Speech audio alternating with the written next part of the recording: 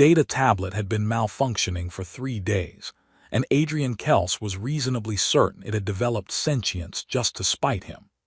It flickered through holographic displays with the manic energy of a caffeinated hummingbird, projecting quellet mating rituals when he'd asked for more than any dietary restrictions, and had twice attempted to order 17 tons of frozen kelp to his quarters.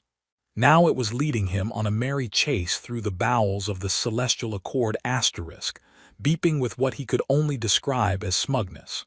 "You know," Adrian muttered, pursuing the floating device as it zipped around a corner, "when I applied for this assignment, the recruiter said it would be rewarding."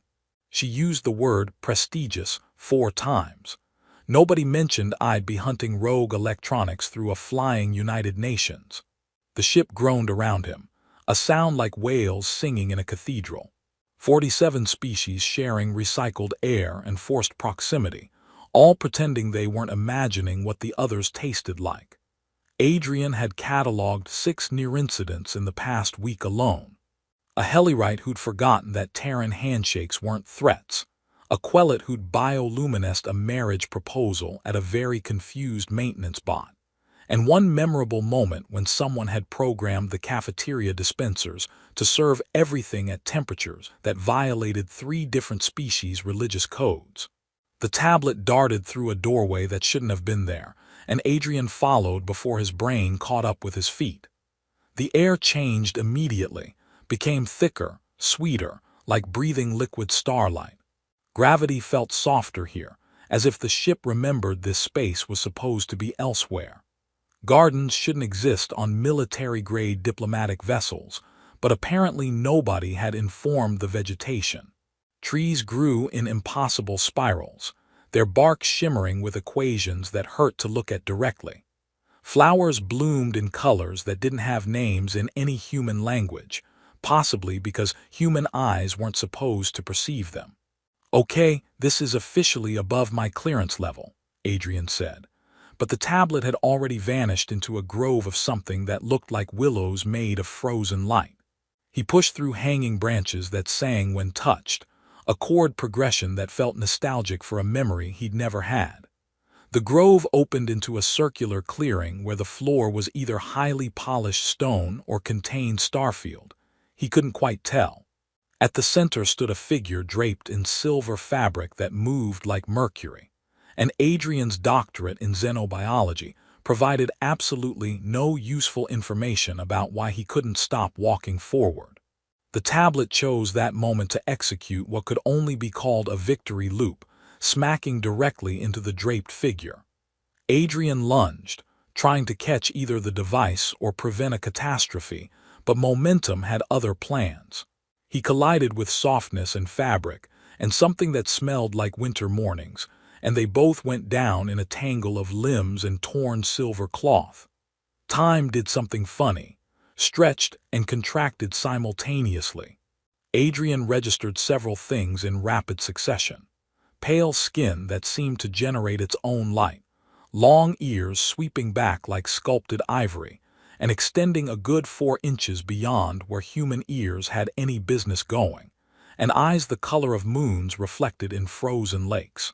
Those eyes stared at him with an expression somewhere between shock and the complete absence of all emotion. "I am so sorry," Adrian said, scrambling backward and hitting his head on something crystalline. The tablet was. "I didn't mean to. This is the worst possible first impression I could have made, isn't it?" The woman, and she was clearly a woman despite the ears and the luminescent quality of her skin, stood with a fluid grace that suggested gravity, was a suggestion she'd chosen to humor. The torn fabric revealed one bare shoulder and the curve of a collarbone, and Adrian focused very hard on examining the fascinating grove floor, because he was reasonably certain he'd just committed either assault or heresy. Guards materialized from nowhere, which seemed to be their primary skill. They wore armor that looked grown rather than forged, and carried pikes that hummed with barely contained plasma. Adrian raised his hands in what he hoped was a universal gesture for "please don't atomize the idiot human." The woman hadn't moved, hadn't blinked. She stood perfectly still, and the silence expanded until it had mass and weight and possibly its own gravitational field. Then she spoke, her voice like frost forming on glass, each word precisely cut and carefully placed. "Prepare yourself and come to my chamber tonight, human." Adrian's brain briefly forgot how to process language. "I'm sorry, what?" "You heard the command." She turned, the remaining fabric swirling around her like liquid mercury, and walked toward an exit Adrian was certain hadn't existed moments before. The guards surrounded him with pike points that made his skin prickle with static electricity, and one of them growled something in a language that his translator implant rendered as either "move or become fertilizer," or "your shoes offend my ancestors." Adrian wasn't sure which was worse. As they escorted him away, he caught one final glimpse of the woman standing at the grove's edge. The torn fabric had slipped further, revealing the full length of one ear, elegant and utterly alien. She didn't look back, but somehow Adrian knew she was aware of his gaze with the certainty of someone being watched by a predator.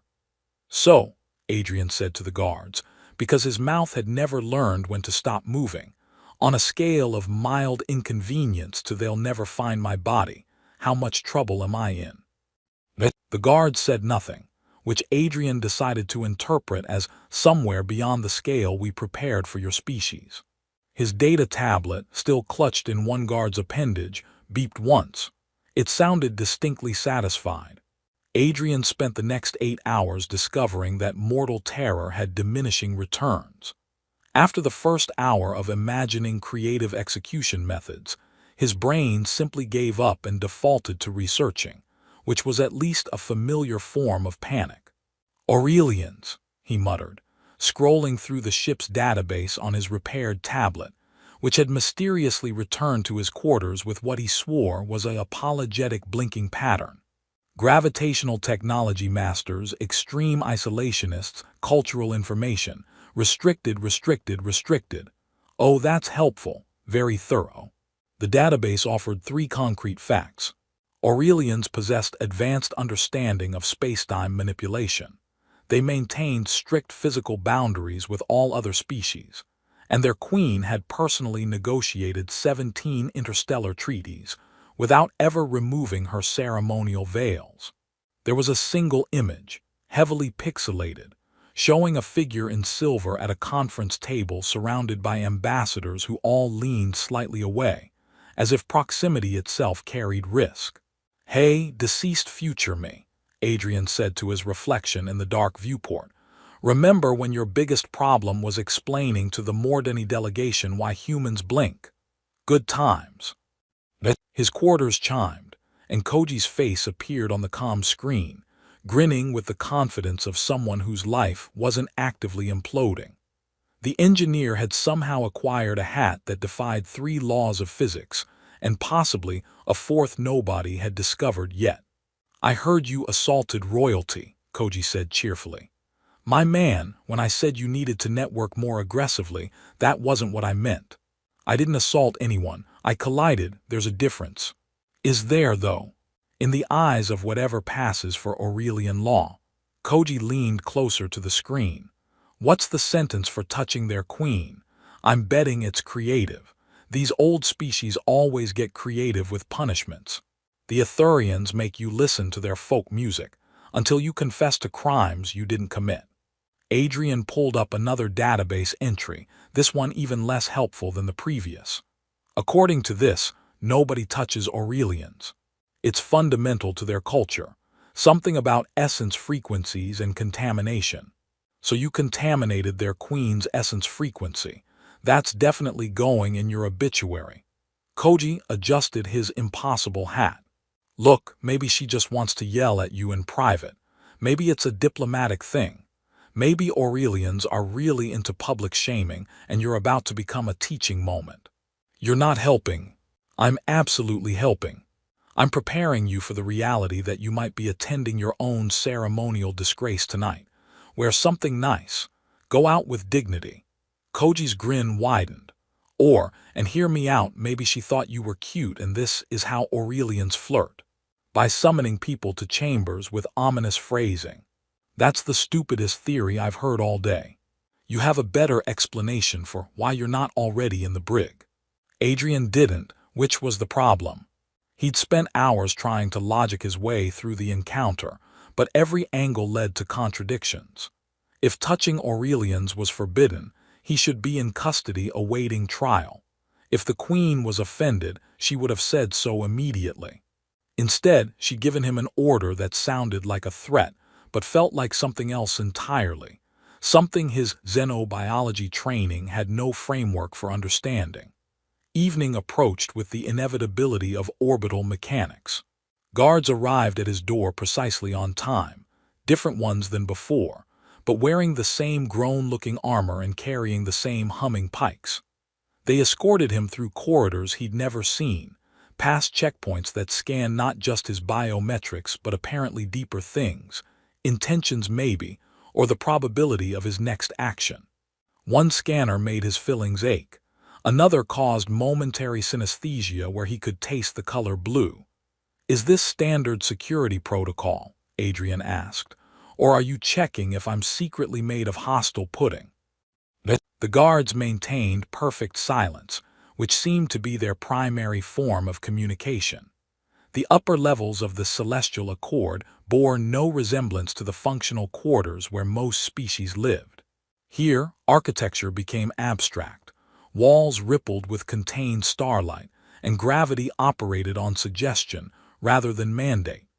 They passed through a doorway that felt like walking through a soap bubble made of possibility, and Adrian found himself in a chamber that shouldn't fit inside any ship he'd ever studied. The walls weren't walls so much as boundaries between here and somewhere else. Furniture grew from the floor in organic curves, all pale wood or bone or maybe living crystal. At the room's center, standing before a viewport that showed stars moving in patterns Adrian's brain insisted were wrong, was Queen Sarilith. She'd removed the ceremonial veils. Her hair fell in silver waves past her shoulders, and those extraordinary ears swept back through it like extensions of her skull, elegant and impossible. She wore something simpler now, a dark-fitted garment that suggested she'd prepared for a practical meeting rather than a ceremonial execution. When she turned, her moon-colored eyes fixed on him with an intensity that made his nervous system briefly forget its job. "You're wondering why you're not dead," she said, and it wasn't a question. The thought had crossed my mind several thousand times.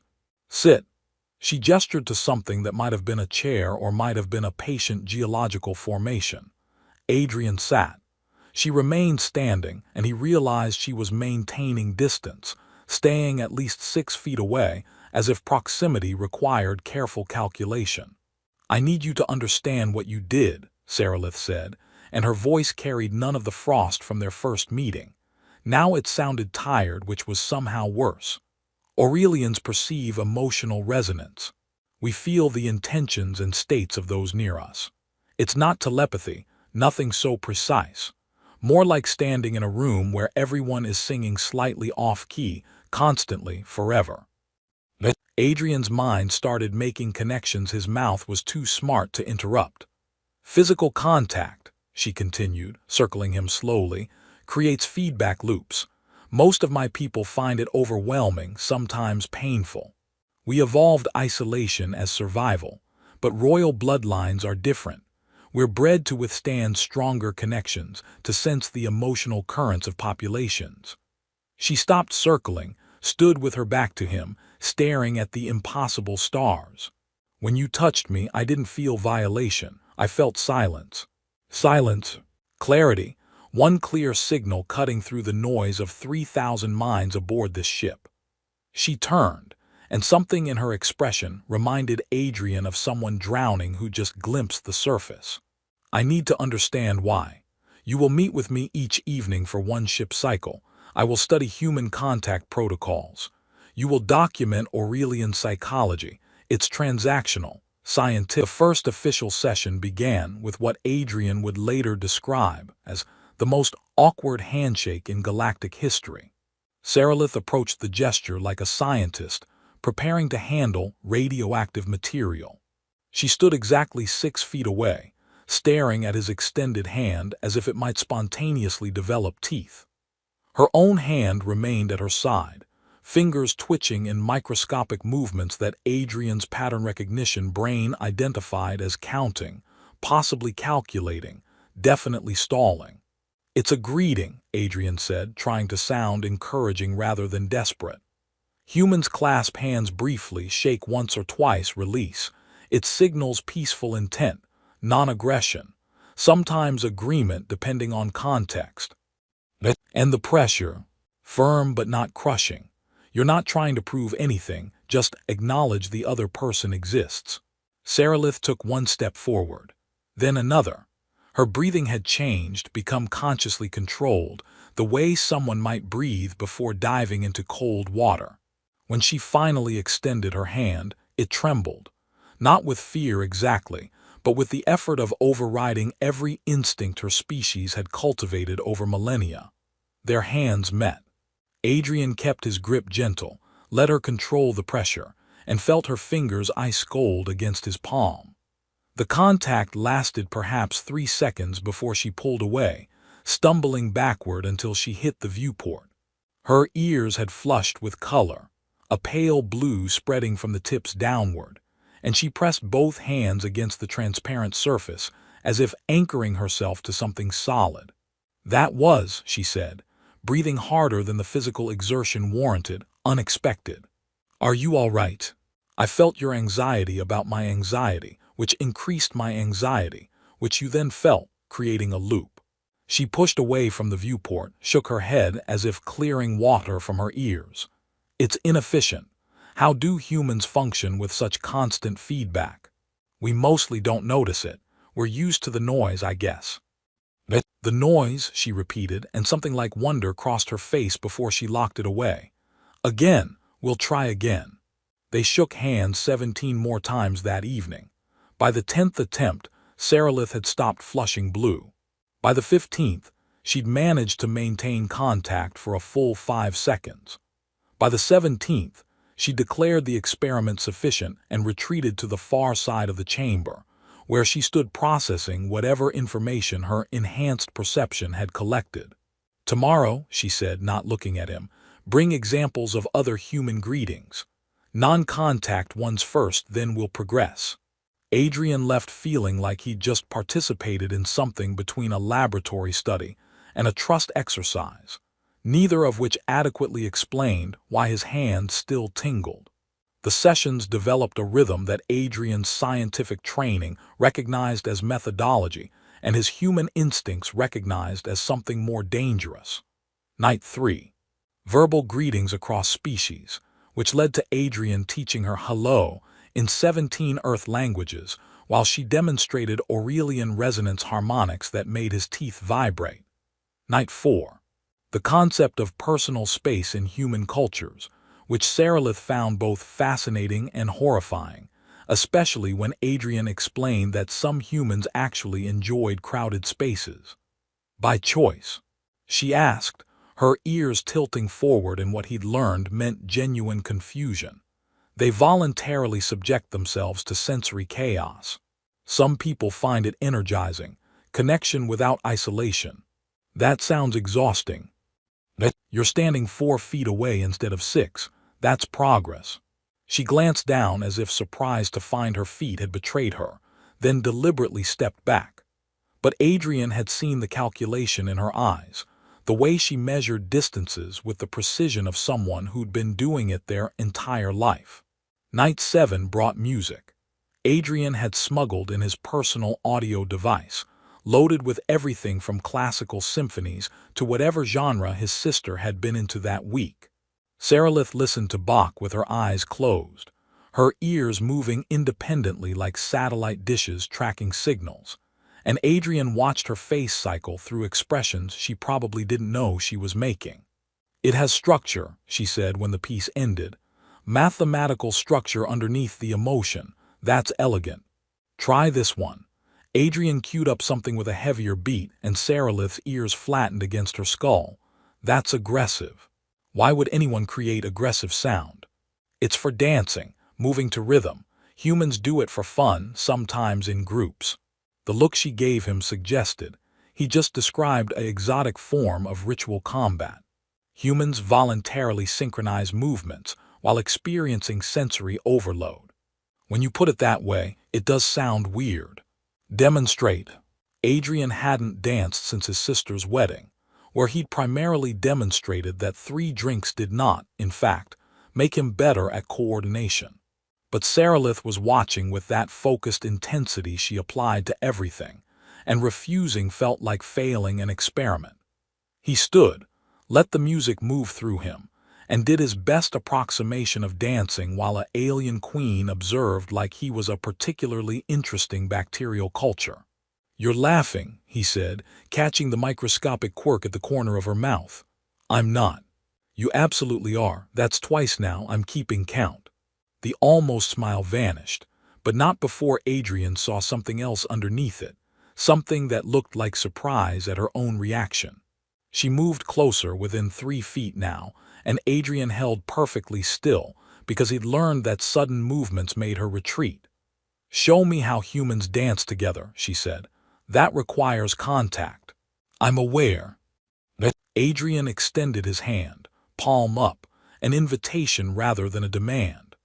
Saralith stared at it for a long moment, and he could see the war happening behind her eyes, duty against curiosity against something neither of them had words for. Then she placed her hand in his, deliberately, and the connection hit them both like a current completing a circuit. Adrian felt the weight she carried, the suffocating responsibility of being symbol before self, the loneliness of making 1,000 careful decisions daily while everyone watched for cracks. And she felt. He didn't know exactly what she felt, but her other hand gripped his shoulder and her eyes went wide and something in her posture changed, softened, like ice beginning to thaw. They stood frozen, not dancing, barely breathing, while the music continued its oblivious rhythm around them. Her ears had flushed that pale blue again, and Adrian realized his heart was pounding hard enough that she probably felt it through the contact, another feedback loop neither of them knew how to break. Saralith pulled away first, stumbling back until she hit the viewport again. Her hands were shaking now, and she pressed them flat against the transparent surface, staring at stars that were moving wrong because the ship was bending space around itself to travel. "That's enough for tonight," she said, and her voice had lost all its careful control. Adrian left without arguing, but at the doorway he glanced back and saw her still standing there, one hand raised and pressed against the glass, the other held close to her chest as if protecting something fragile. Behind her, the impossible stars wheeled in their calculated patterns, and Adrian wondered which of them was further from home. They were discussing human poetry when the door chimed, and Adrian watched Saralith's entire body go rigid in a way that had nothing to do with their conversation about sonnets. "You're not expecting anyone," he said, already knowing the answer. "No." She moved to the center of the chamber, and her posture shifted into something Adrian recognized from their first meeting, all authority and ice with nothing soft underneath. Storage alcove behind the third wall panel, now. Adrian wanted to argue, but the fear in her eyes overrode his objections. He squeezed into a space clearly designed for something smaller than a full-grown human, and the panel sealed with a whisper. Through a gap he couldn't see, he heard the door open and a voice that sounded like wind through metal. "My queen, the Council of Resonance requests clarification regarding temporal inconsistencies in your recent schedule. I require solitude for meditation. This is documented necessity for my position." Saralith's voice carried no warmth, and Adrian marveled at how completely she could bury whatever they'd been building these past 12 days. "Indeed. However, sensors indicate 2 distinct thermal signatures in this chamber for the past 9 evenings. We must ensure your safety is not compromised." Adrian held his breath, pressed against storage containers that hummed with their own contained energy. His mind raced through options, none of them good.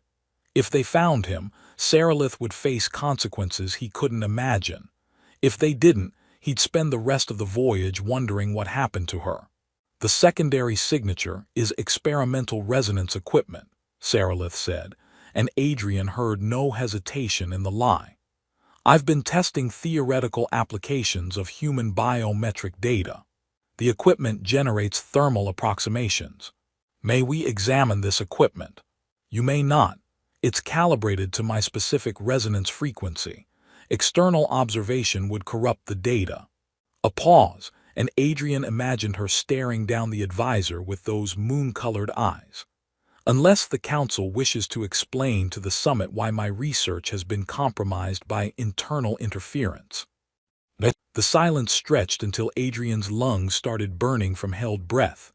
Then the metallic voice spoke again, softer now, almost apologetic.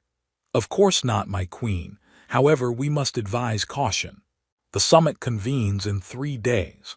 Any irregularities in your conduct will be scrutinized by 46 other delegations seeking advantage.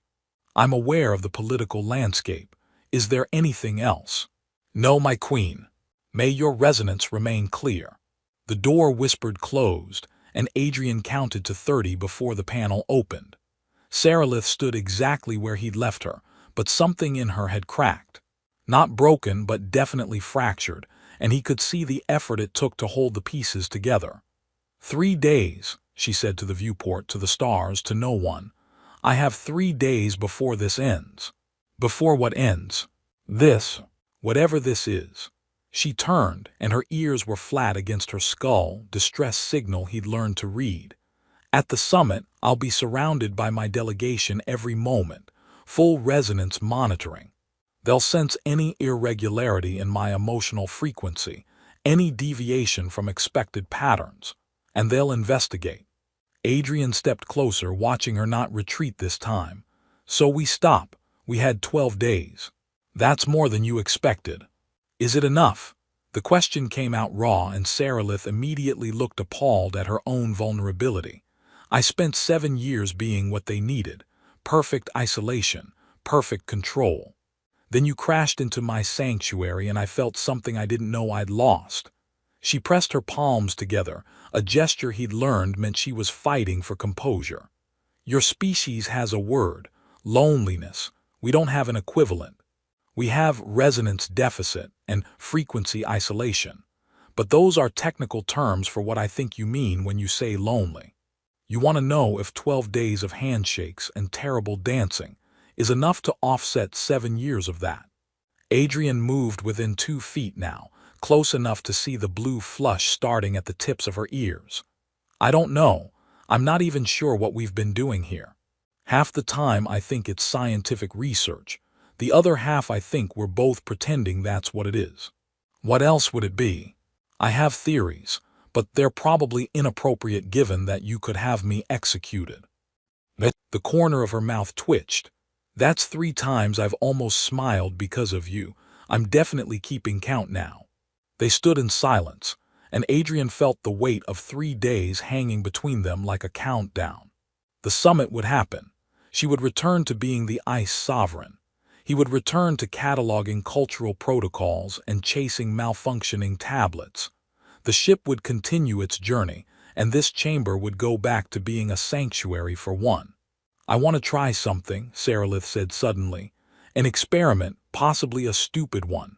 Those are my favorite kind. She held out both hands, palms up, an invitation that mirrored the one he'd given her during their dancing lesson. Full contact, no hesitation. I want to feel the connection without any barriers just once before I have to go back to being what they made me.